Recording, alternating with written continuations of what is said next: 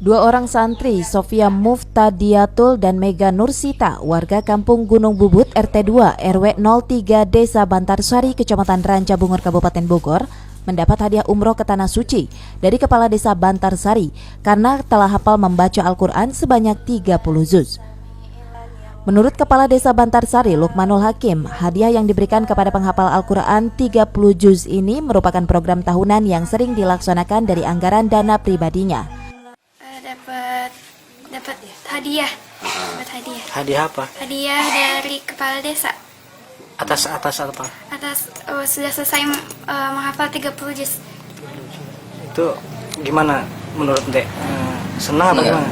Alhamdulillah senang banget. Saya perlu mengapresiasi apa yang dilakukan oleh warga saya. Karena menghafal Quran tidak semua orang bisa, begitu.